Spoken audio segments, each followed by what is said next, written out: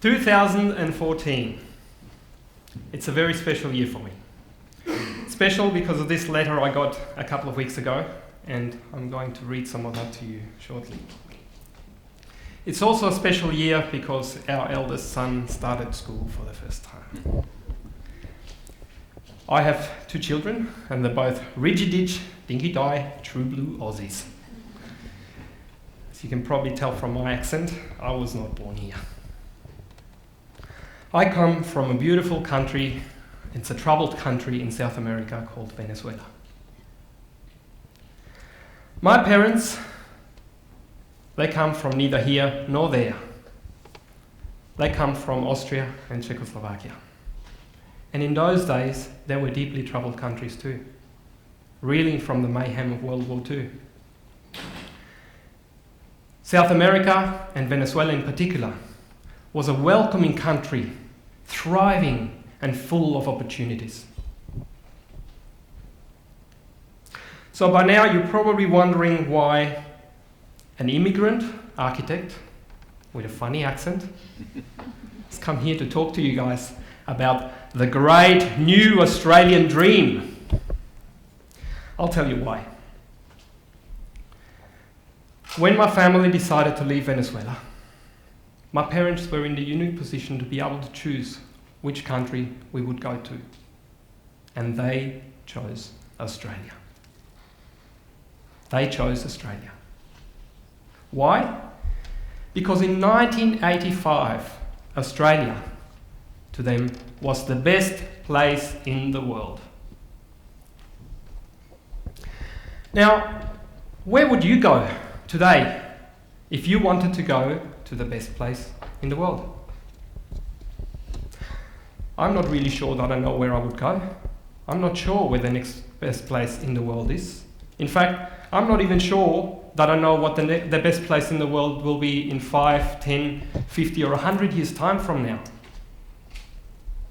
Will we be in a position where we will need to seek elsewhere in the hope that somebody has laid the foundations for a new best place on earth? When you want to reach a geographical destination, you need the coordinates in order to plot a course on your GPS. Without those coordinates, without that destination, a ship would be adrift at sea. Now, if your destination is a better place in the future, you need a very, very special type of coordinates in your GPS. We call those coordinates a vision or a dream. Without a vision, without a dream, whole countries will go adrift in time. 1 week after Australia Day, 2014, do we know what the new Australian dream is? Have we punched that dream into our GPS? Is that dream even strong enough to turn us again into the best place on earth once more?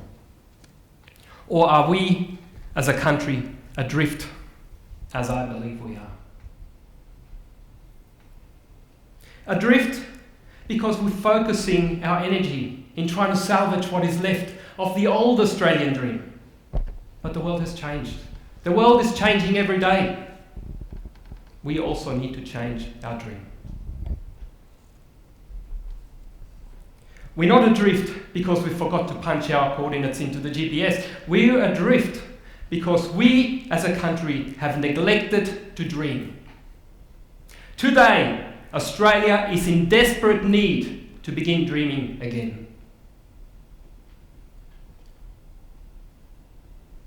Now, a dream of the magnitude that can take a whole country on a new course requires big thinking.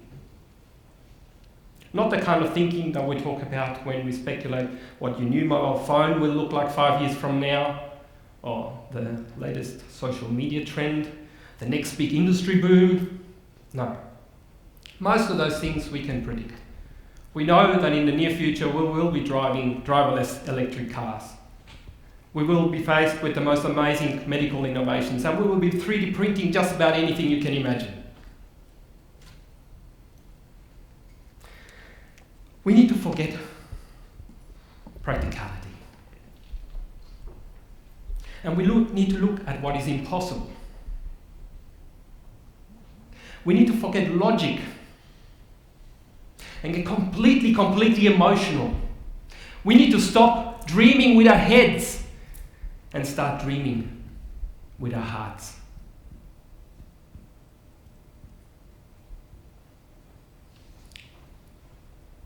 Now, I can't claim that I have cultivated the kind of big thinking that's required to write the manual for the great new Australia. But after 20 years of architecture, I can with confidence claim that I am an expert in radical thinking. And that is exactly what is required at the moment. So this is where my little letter comes into the story. You see, I decided to do something completely ridiculous and ask the future generation what Australia is like. I figured that if it's any good, they will figure out a way of sending the reply back to me. Well, guess what? They did. This is an email I received last Tuesday. It is from my great-granddaughter. She's 11 years old. This is what she wrote. Dear great-grandpa Win, last week was my 11th birthday, and Dad gave me a letter from you with instructions that he said were very important. He has told me your story and that of Grandpa many times, and I felt very special to get this request from you from so long ago.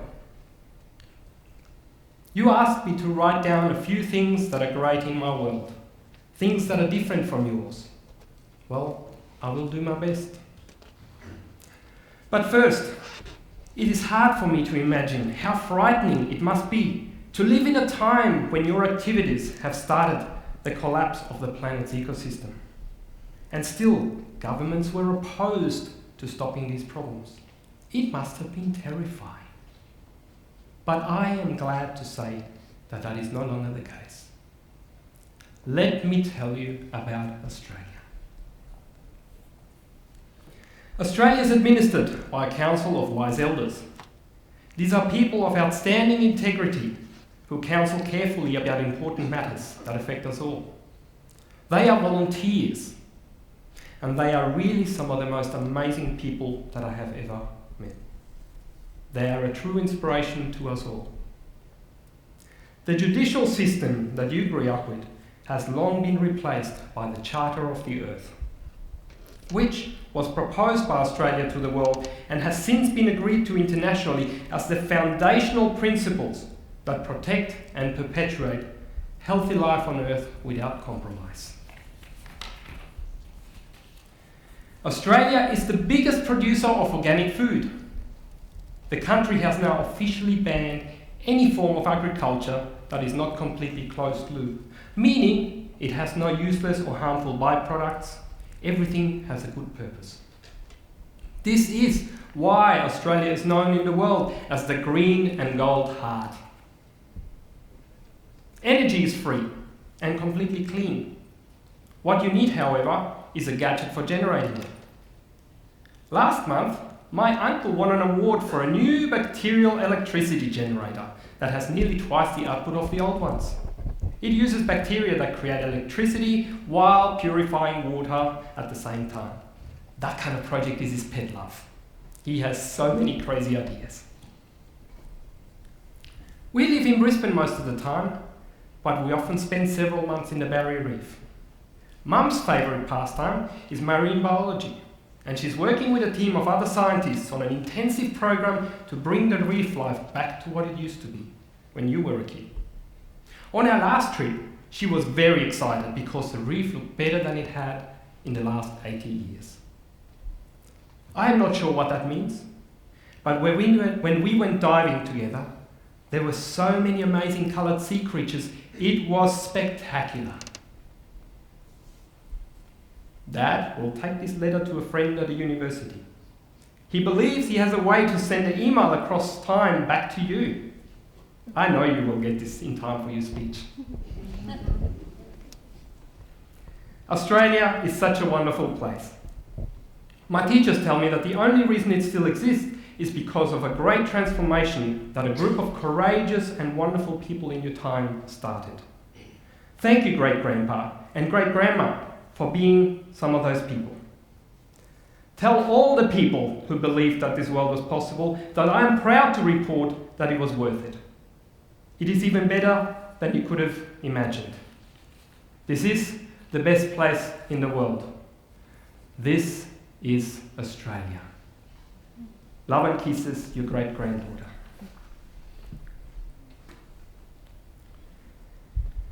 When I received that letter, I could not help but feel awash with optimism and hope. And I do hope that you feel the same way.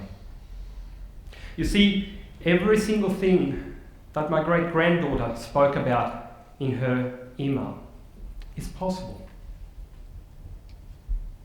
Perhaps it should be those very things that we punch into our GPS to begin with. But as we leave here today, after the many great speeches you're going to enjoy, I want to leave you with one question. What great thing will you be responsible for that your grandchildren will write about? What great thing will you be responsible for that your great-grandchildren will write about with pride from the best place on earth and say, this is Australia?